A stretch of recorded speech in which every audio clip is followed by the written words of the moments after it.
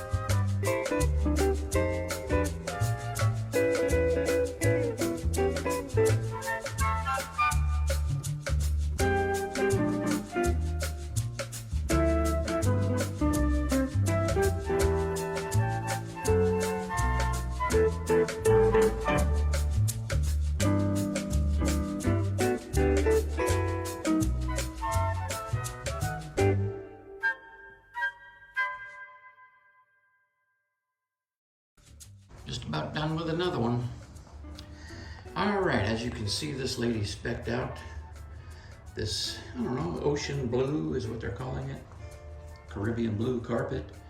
And she wanted French blue is the color all over the plywood sheathing.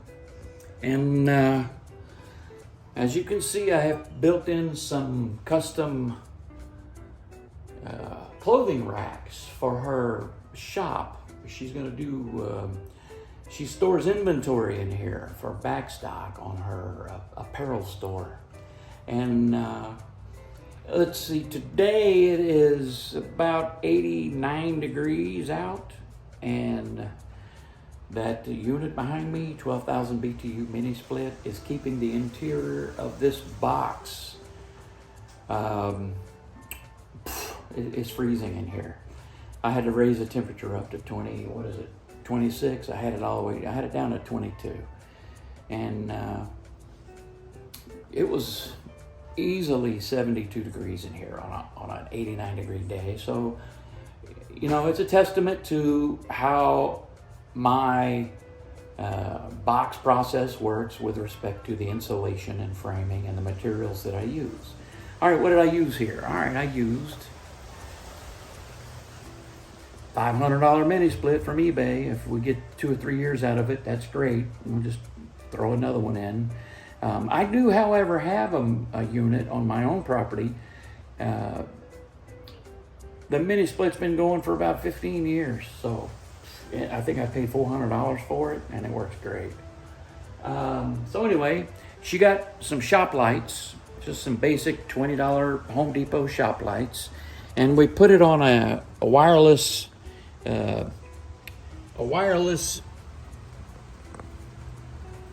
light switch. That way there are no wires that come to it. It's wireless, runs on a battery, and the receiver is right there. That's the receiver, and you can manually do it as well. There's a button up here if you want. And then there's her remote control thermostat for the mini split. So if she wants to leave it on the desk, I'm sure she's gonna have a desk in here, among other things. I don't really know the full extent of what all the furniture is gonna be in here, but I do know there's gonna be about a ton of women's apparel, dresses and stuff like that in here. Now she wanted a little space and she spec'd out this door to open in and this way. I tried to talk to her about a swing out door, but I'm glad she was persistent because a swing out door would have limited me on. The swing out door would have been on this side of the jamb, and that meant she would have lost space on the inside, believe it or not, because the swing door, the closing metal door, I would have had to put the door 2 inches farther in. So I'm glad she convinced me to do that. Now the other thing that I'm glad about is that it forces you to leave this much space right here by the door open so that it doesn't get cluttered up and so forth. But we're just about done here. I'm gonna put a facade on the exterior. Speaking of the exterior, let me give you a shot of the exterior here. Let me shut this. All right, so we're not done on the outside.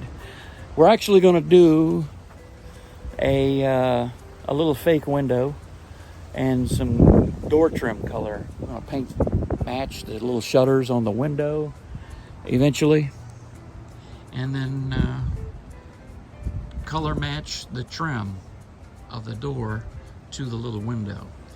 And what did I use? Okay, well that's just plywood, but I painted it with a serious enamel, about 5 coats. So she may elect to do shingles or siding or something in the future, but for right now she said just paint it white. So all that is a piece of $22, you know, 1/4 inch plywood exposed to the elements. But she's gonna probably keep this door closed. She's probably gonna swing, you know, that door closed a lot. And then when she's not using this, she's gonna close both doors. But she wanted something that she didn't have. She only weighs about 90 pounds, so these old doors on this old thing are not the easiest. I've oiled them and put lithium grease on the hinges and done the best I could. And in a previous video, you probably remember me in a previous video coming out here to her property and patching up that hole she had. This thing was leaking, and while I was out here she said go ahead and just, you know, make it a nice space. So that's what we've done. And guys, if you've gotten anything from this video, or if you have any questions or concerns, or you're interested in building one of these yourself, you know, you can leave a comment, you can email me, you can even call me. The phone, you know, the phone number's right there. I thought that was a bear. I'm out in the middle of the woods. I'll show you what I mean here. This old thing, man. This thing is in a remote area. Look at this. Look at that. I mean, the woods are right on top of this thing. And it's a windy day.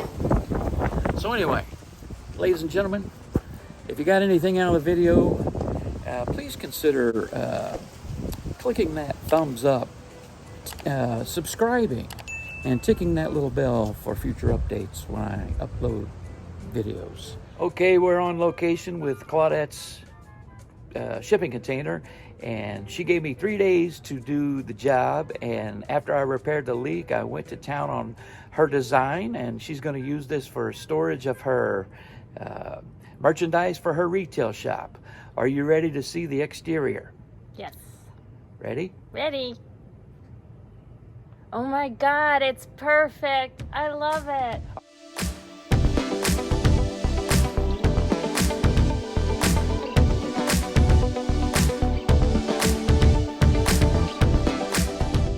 All right, let's go in. Now, there's a light switch right here. Okay, tell me what you think. Oh my God, this is amazing. This is so perfect. I can see it. All my clothes can go there, my mannequin there, a desk, some shelving. You knocked it out. This is perfect. It's exactly what I wanted. The right color? Perfect. And what did you notice about the temperature in here? It's chilly in here. It's comfortable. It's about 90 degrees outside and about 72 degrees inside here. All and right. The French blue is perfect. All right. I'm glad you like it. Love it.